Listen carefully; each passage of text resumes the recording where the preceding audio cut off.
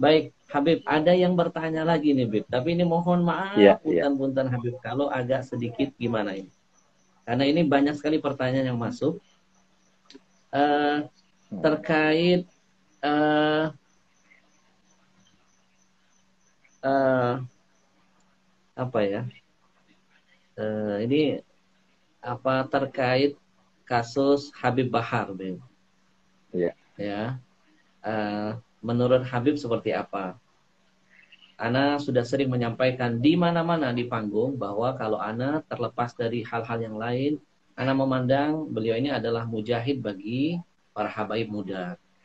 Karena berusaha untuk menyelamatkan harga diri seorang Habib dari oknum-oknum yang nggak bertanggung jawab, yang memanfaatkan, yang menimbulkan kedoliman, penipuan, bahkan ada hal-hal yang sampai menikahi para syara'i.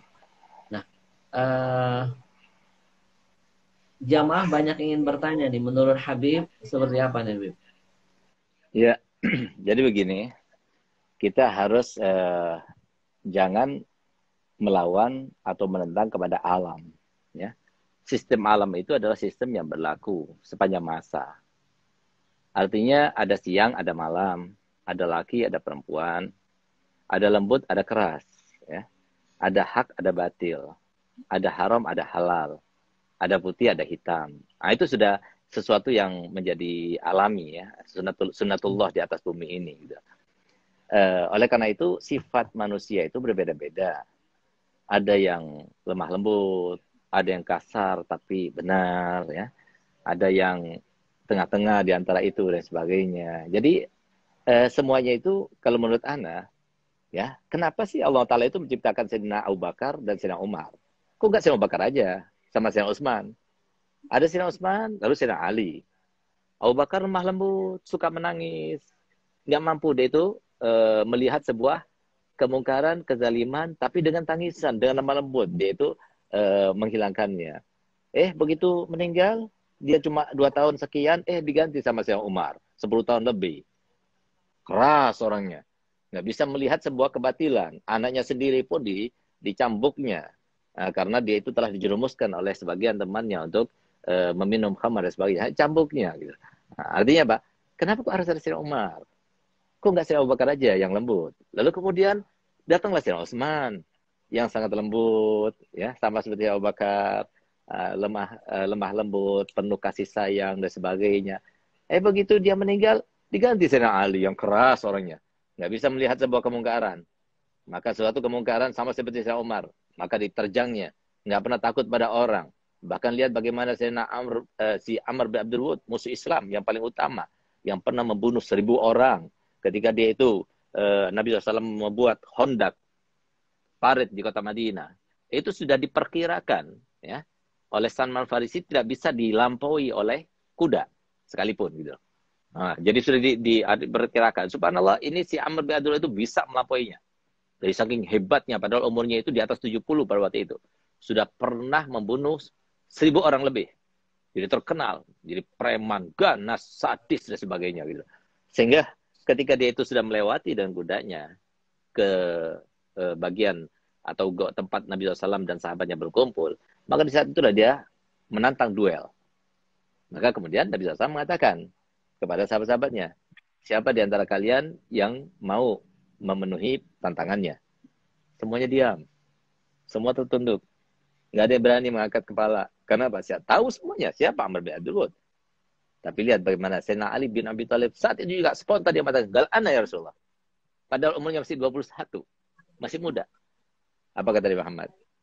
Khali Ali. Innahu la Amr bin Abdul Wud. Dia itu adalah Amr bin Abdul Wud. Kamu diam dulu.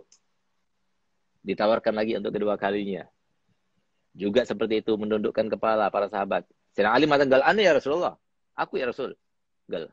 Innahu Amr bin Abdul Wud ya Ali. Sampai ketiga kalinya nggak ada yang berani. Hanya saya Ali. Ketika dia mengatakan, gal ana ya Rasulullah. Dipanggil oleh Nabi SAW. Dikasihkan imamahnya Nabi SAW. Dipakaikan. Lalu berikan pedangnya Nabi kepadanya. Yaitu yang terkenal dengan pedang Zulfikar itu. Sehingga lihat bagaimana Sayyidina Ali itu ketika berduel dengannya. Dia katakan, kamu ini adalah seseorang yang terkenal. Tidak pernah kasih pilihan kecuali kau pilih yang terbaik. Gal ya, benar. Aku itu orangnya. Kalau gitu aku akan berikan pilihan 3. Apa itu pilihanmu? Yang pertama, kamu pulang aja. Jangan usah kamu melawan kami. Nah, apa kata dia? Saya ini datang sini untuk menjaga harga diri. Saya datang sini untuk membantu golongan kami dan sebagainya. Nah, saya tidak mau. Ada pilihan lain? Pilihan lain, katanya dia. Masuk ke agama Islam. Masuk agama Islam, aku akan peluk kamu. Dan kamu akan bersama kami. Aku tidak ada, dalam pilihanku, dalam hatiku tidak ada yang semacam itu. Kalau begitu, ada pilihan yang terakhir. Apa itu? Ayo kita berduel. Maka dia kaget, marah dia. Ini anak kecil, anak muda, dia itu berani menantangnya. Sehingga dia tanya, siapa kamu? Maka dijawab dengan syairnya yang terkenal. Ana alladzi sammatni ummi Haidara. Akulah yang dinamakan oleh ibuku sebagai Haidara. Haidara itu adalah macan, singa gitu. Jadi nggak ada takutnya ini beliau. Sampai akhirnya beliau berduel, pada waktu itu hampir 1 jam lamanya berduel. Dan kaum muslimin tidak tahu apa yang terjadi. Apakah Sayyidina Ali ini termasuk yang dibunuh atau enggak. Mereka itu hanya termangu, terkesima. Kenapa? Karena mereka nggak kelihatan. Debu itu berterbangan. Sehingga mereka itu tidak kelihatan. Mana Sayyidina Ali, mana Sayyidina Abdul Wud. Subhanallah, suatu waktu ketika dia itu sudah, dan Sayyidina Ali sempat tergores ya. Tergores punggungnya pada waktu itu. Nah, pada waktu Sayyidina Ali mempunyai kesempatan, maka kemudian ditebasnya kakinya sehingga dia tersungkur ke bawah. Ketika dia bangun, maka ketika mengambil pedangnya, ditebas oleh Sayyidina Ali dan tepat di tengah kepalanya dan menjadi 2 badannya. Itulah Sayyidina Ali. Sehingga Sayyidina Ali kemudian bertakbir, Allahu Akbar. Begitu dikatakan Allahu Akbar, semua kaum muslim mengatakan Allahu Akbar. Dan subhanallah, begitu debu itu sudah mulai ke bawah dan mulai tampak penglihatan pandangan, ternyata Sayyidina Ali yang memegang kepalanya si Amr bin Abdul pada Nabi Muhammad SAW. Nah ini beliau berani.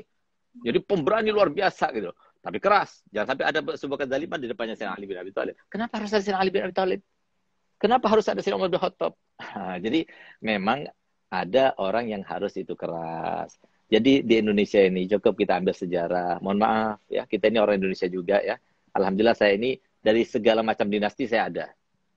Ibu saya Hubabah Khadijah binti Habib Muhammad Sinduan. Ibunya itu orang Madura. Masih keluarga Kiai As'ad. Ya, Kiai As'ad yang sekarang ini anaknya itu Kiai Khalil yang ada di situ Bondo. Itu masih saudaranya mbah kita. Nah, dan keluarga dari ayah saya itu juga ada yang Raden dari kerajaan Sumenep. Jadi Mahfud MD itu kan dia itu RB. Kita juga RB. Nah, kita masih keluarga kesultanan gitu. Nah, jadi kita ini terkadang mohon maaf ya. Indonesia ini entah gimana ya, atau tabiatnya atau gimana. Kadang-kadang kita ini harus ingat sejarah. Kita ini sudah dijajah oleh Belanda ini selama 350 tahun. Nggak ada di dunia seperti itu gitu. 350 tahun. Nggak sadar-sadar juga kita itu dijajah begitu. Sehingga kadang-kadang nggak terlecut kita. Nggak sadar-sadar kecuali dengan kekerasan. Ya mungkin Allah Ta'ala mengirim seperti Habib Rizik ya, seperti Habib Bahar, yaitu supaya untuk melecut kita. Kalau nggak ada mereka, siapa yang berani? Coba buktinya, mana yang bisa menandingi Habib Bahar ataupun Habib Rizik bin Syihab yang selain Habaib? Mana di antara mereka? Nggak ada yang berani. Nah, itu salah satu rahmat.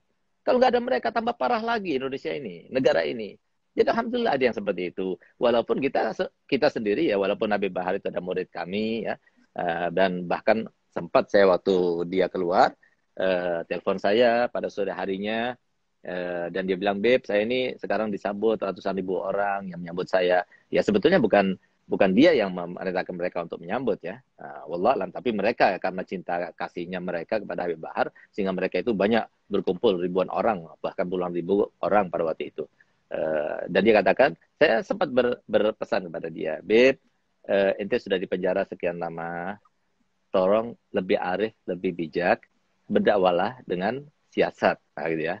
Nah, tapi nggak bisa dipaksakan Habib Ahmad. Ana sama antum mungkin sama ya. Dakwanya caranya lemah lembut gitu. Ada orang yang nggak bisa. Dia tuh nggak tahan. Melihat sebuah kemungkaran itu tidak tahan. Melihat sebuah kezaliman itu tidak tahan. Dan insya Allah yang lemah lembut pun di antara ulama juga seperti itu. Cuma caranya beda. Kita merangkul. Tapi ada yang memukul. Gitu. Kalau nggak ada yang memukul, semua merangkul, kita jadi babu terus. Jadi artinya perjuangan orang ulama yang keras ini, yang dikatakan Nabi SAW, afdul jihad kalimatu haqqin urida biha batil. Jadi sebaik-baik itu adalah sebuah kalimat yang benar yang diutarakan di depan raja yang zalim gitu ya. Nah, jadi seperti itu. Kalau nggak ada yang seperti itu, maka akhirnya kita dosa semuanya. Karena kan Amar ma'ruf nahi munkar itu kan harus dilaksanakan. Yang punya tangan dengan tangannya, yang punya lisan dengan lisannya, yang punya harta dengan hartanya, yang nggak bisa ya udah dengan hatinya gitu loh. Jadi artinya untung masih ada seperti mereka-mereka ini yang berani untuk menampakkan sebuah kebenaran. Kalau tidak kita dosa semuanya gitu loh. Artinya perjuangan mereka itu lebih banyak berkorban ketimbang kita, Beb Ahmad. Nah, kita ini melemah lembut. Kita ini kan diterima oleh semua kalangan karena kita lemah lembut. Tapi orang seperti dia dimusuhi banyak orang. Nah, mungkin kita nggak dimusuhi gitu. Nah, jadi lebih berat seperti beliau. Nah, jadi memang fenomena yang semacam ini harus ada di dunia ini ya. Jadi harus ada. Oleh karenanya di dalam pendidikan itu nggak boleh dengan cara lembut. Salah itu dengan cara lembut. Harus ada kekerasan juga. Karena Pak Setan itu satu-satunya takutnya itu dengan kekerasan. Lalu kalau seumpama yang semacam itu tidak dibenarkan, ya, dengan mengatakan itu hak asasi manusia sebagai, loh kenapa di penjara itu harus ada kekerasan? Kenapa harus ada, ketika investigasi itu harus ada kekerasan? Kalau memang tidak boleh. Nah, ini kan juga untuk membenarkan, untuk meluruskan, untuk menjadikan orang itu baik kembali, pembinaan katanya di penjara pembinaan. Nah, ini kan juga pembinaan anak kita. Harusnya seperti itu dong. Jangan cuma ambil satu-satunya. Nah, kita ini kadang-kadang kalau nggak ada orang yang berani, kita ini nggak tampak, nggak kelihatan. Gitu. Jadi jazakallah khair, Habib Rizik, ya, Habib Bahar, semoga Allah panjangkan umurnya mereka berdua, ya. Dan kita harus menyikapi segala hal itu, ya. Jangan cuma dengan hawa nafsu, jangan. Nah, tapi kita sebagai habaib kita sudah sadar. Karena apa? Sebagaimana katakan Habib Abdullah bin Umar bin Yahya, al-habaib fi kulli waqt mabghut wa mahbub. Jadi kita ini harus siap. Di setiap saat itu ada yang benci sama kita, ada juga yang cinta kepada kita. Jadi kita nggak ada tuntutan. Tuntutan kita cuma satu, Allah ridho, Rasulullah bangga dan senang dengan cucunya. Masya Allah Habib. Baik teman-teman, kalau boleh menyimpulkan nasihat yang luar biasa dari Habib kita, bahwa ada saatnya kita memang boleh lembut, ada saatnya kita memang boleh keras. Kita butuh sosok yang lembut, kita juga membutuhkan sosok yang tegas, tapi dalam kebenaran. Ya, ibarat menanam pohon ya, Beb. Nggak semua pohon itu hanya perlu pupuk. Kadang-kadang perlu penyemprot hama, Beb. Ada pohon karena tanahnya subur, cukup ditanam, nggak usah dipupukin, dia bisa berbuah. Ada yang nggak bisa, perlu pakai pupuk biar cepat dia berbuahnya. Ada yang sudah pakai pupuk, Beb. Masih juga nggak mempan, harus pakai pembasmi hama. Nah, apalagi sekarang ini di Indonesia udah banyak hama-hamanya, Beb. Jadi memang harus ada pembasmi-pembasmi yang bisa mengusir segala bentuk keburukan, kemaksiatan, dan lain sebagainya. Maka saya pribadi sependapat dengan Habib bahwa memang kita membutuhkan orang-orang yang seperti ini di saat zaman ini sudah luar biasa. Bukan lagi bicara soal benar salah. Yang benar bisa jadi salah, yang salah bisa jadi benar, yang benar bisa jadi salah. Jadi kalau boleh mengutip teman-teman sekalian, nanti teman-teman buka surah An-Nahl ayat 125.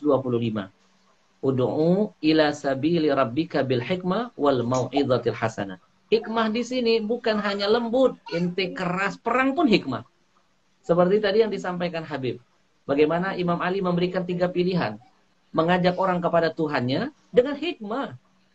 Perang itu pun hikmah, keras itu pun bagian dari hikmah, lembut pun adalah hikmah. Jadi jangan sekali-kali kita berpikiran suuzon. Oh ini Habib radikal. Oh ini Habib yang keras. Enggak. Mereka radikal pasti ketika berhadapan dengan kemungkaran. Maka mungkin kemarin teman-teman lihat kasus Habib Umar Asgab. Bagaimana beliau dizolimi, dipukulin. Subhanallah. Teman-teman bisa lihat bagaimana beliau memaafkan. Beliau minta maaf bahkan dikasih hadiah. Nah inilah akhlak para habaib. Kami diajarkan datuk-datuk kami seperti ini. Ketika berhubungan dengan masalah pribadi, kami akan siap memaafkan. Bahkan kami memberikan hadiah yang terbaik bagi orang yang sudah menzalimi. Tapi kami pun punya prinsip yang diajarkan datuk kami ketika berhubungan dengan Allah, berhubungan dengan Rasulullah, berhubungan dengan agama, maka tidak ada kata tawar-menawar bagi kami. Mungkin itu yang sekarang ini sedang diperjuangkan oleh para Habib kita. Kita mendukung, karena sekarang ini Habib al-junun funun. Betul. Ya, orang gila itu macam-macam. Sekarang ini ada setan-setan medsos namanya, Bib. Nanti ada buku, Bib, mohon doanya. Ana lagi coba coret-coret judul bukunya namanya Setan Medsos. Haji, Masya Allah. Pertama kali keluar kirimkan buat anak, Bib. Betul Habib. Kita zaman dulu, maaf, kita lebih mudah ngadepin setan beneran, cukup baca ayat kursi, setannya kabur. Nah sekarang ini, Bib, wujudnya manusia, cuitannya mengalahkan setan kadang-kadang. Masya Ya, Allah. orang begini nggak Masya cukup Allah. pakai ayat kursi. Kursinya kata jamaah lemparin ke dia, Bib. Jadi maka sekali lagi nih jamaah mungkin sudah terpuaskan karena banyak sekali ingin melihat apa jawaban kisah Ali bin Abi Thalib tadi sudah memberikan sebuah jawaban yang luar biasa. Ya, Masya tidak Allah. mungkin Allah pilih Imam Ali, kemudian padahal ada Umar bin Khattab, kata Habib, bagaimana Umar itu, Masya Allah, Nabi sampai mengatakan, Inna syaitan yakhafu minka ya Umar. Syaitan aja takut, apalagi manusia, tapi Allah takdirkan Imam Ali. Jadi sekali lagi kalau ada Habib yang keras, tegas, bukan radikal, memang titisan darah dari dulu itu sudah diajarkan. Dan ditakdirkan Allah tidak pernah mau menerima kemungkaran di depan mata, tidak akan pernah diam. Kita doakan Habib Bahar mudah-mudahan makomnya terus dinaikkan oleh Amin. Allah. Segala bentuk kedoliman, ketidakadilan yang beliau rasakan menjadi asbab turunnya karamah berkah insya Allah buat beliau.